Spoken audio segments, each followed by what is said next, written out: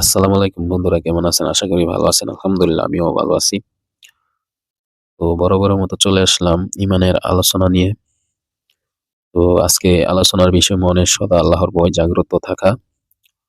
তো আজকে ৯ নম্বর পর্ব। তো চলুন দেখি আলোচনায়। মনের সর্বদা আল্লাহর ভয় জাগ্রত থাকা ও ইমানের আরেকটি অংশ। আল্লাহ সুবহানাহু ওয়া তাআলা ইরশাদ করেন, তোমরা যদি মুমিনই হয়ে থাকো তাহলে তাদেরকে নয় আমাকেই ভয় করো। আল্লাহু আকবার। অর্থাৎ মুমিন হয়ে থাকলে আপনি অন্য কাউকে ভয় না করে আল্লাহকেই ভয় করা উচিত। তোমরা মানুষকে ভয় করো না, আমাকে ভয় করো।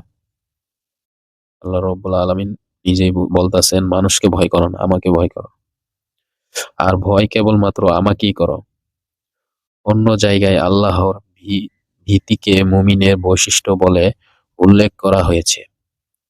আল্লাহ সুবহানাহু ওয়া তাআলা বলেন, তারা সর্বদা আল্লাহর ভয়ে ভীত সন্তুষ্ট। আল্লাহু আকবার। মুমিন যারা, এখানে মুমিনদের কথা বলা হইতাছে যে মুমিনরা যেকোনো কাজ করার আগে আল্লাহর অনুমতি আছে কিনা, তার রাসূল সাল্লাল্লাহু আলাইহি ওয়াসাল্লামের নির্দেশনা আছে কিনা ও নিষেধ আছে কিনা, এই সমস্ত বিষয় লক্ষ্য করেই তারা একটি কাজে অগ্রসর হয়। এটাকে আল্লাহর ভয় বলা হয়। তারা ভয় ও আশা নিয়ে আমাকে ডাকত এবং তারাই ছিল আমার কাছে বিনয়ী। যারা আক্ষরিক অর্থে আল্লাহকে ভয় করে তাদের জন্য রয়েছে পুরস্কার। ইরশাদ হচ্ছে, যে ব্যক্তি আল্লাহর সামনে একদিন দাঁড়াতে হবে এই ভয় রাখে, তার জন্য রয়েছে জান্নাত, দুটো বাগান। আল্লাহু আকবার। যারা আমাকে এবং আমার আযাবের ওয়াদাকে ভয় করে তাদের জন্য রয়েছে এই মর্যাদা। সহিহ আল বুখারী ও সহিহ মুসলিমে আদী ইবনে হাতিম রাদিয়াল্লাহু থেকে বর্ণিত হয়েছে, নবী করিম সাল্লাল্লাহু আলাইহি ওয়াসাল্লাম বলেছেন, তোমরা এক টুকরো খেজুরের বিনিময়ে হলেও জাহান্নামের আগুন থেকে বাঁচো।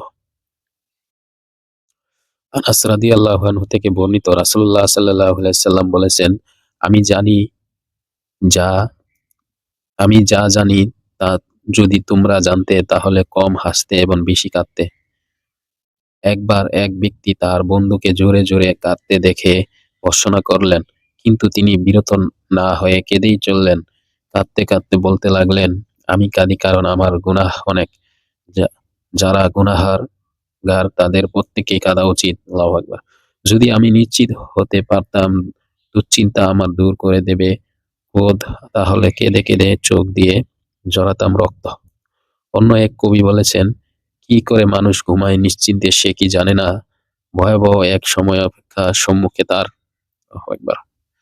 যে যে জানে সে তো অলক্ষ্যে সবার সিজদায় কাটায় প্রহর, সে ছেড়ে আরামে বিছানায়। আল্লাহু আকবার। তো ভাই, আজকে আলোচনা এই পর্যন্তই। তো দেখা হচ্ছে আগামী পর্বে ইনশাআল্লাহ। এ পর্যন্ত সবাই ভালো থাকুন, সুস্থ থাকুন। আসসালামু আলাইকুম।